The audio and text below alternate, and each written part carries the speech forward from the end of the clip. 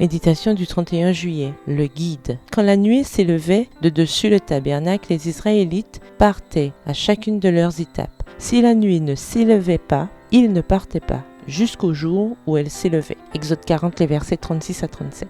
Parfois, j'envie Moïse et le peuple d'Israël. Si la nuée se posait sur le tabernacle, ils savaient qu'ils devaient rester là où ils étaient. Cependant, lorsque la nuée s'élevait, il était temps de lever le camp et de prendre la route. Aussi simple qu'un feu de circulation qui passe du rouge au vert ou qu'un drapeau à damier qui s'agite. Pourquoi Dieu ne m'envoie-t-il pas une nuée chaque fois que je dois prendre une décision? Dieu peut, s'il le veut, pour montrer miraculeusement quelles sont nos prochaines étapes, chacune d'entre elles. Cependant, il choisit souvent de nous guider comme une boussole plutôt que comme un GPS, en nous donnant beaucoup plus de liberté que ce à quoi nous nous attendions. Dans son livre God's Guidance, Conseil de Dieu, Elisabeth Elliot réfléchit à notre tendance à avoir la nostalgie du passé. De temps en temps, je suis un peu nostalgique quand je remarque à quel point Dieu me permet de contrôler. Exercer son intelligence est fatigant. Ne pourrais-je pas simplement fermer les yeux et demander une vision? Si nous sommes honnêtes, nous admettrons que parfois, nous voulons que Dieu nous guide de manière surnaturelle parce que c'est plus facile que d'apprendre à être responsable et à faire preuve de discernement. Alors que nous aimons penser que les Israélites avaient une vie plus simple et meilleure parce qu'ils suivaient la nuée, le livre de l'Exode montre que ce n'était pas le cas.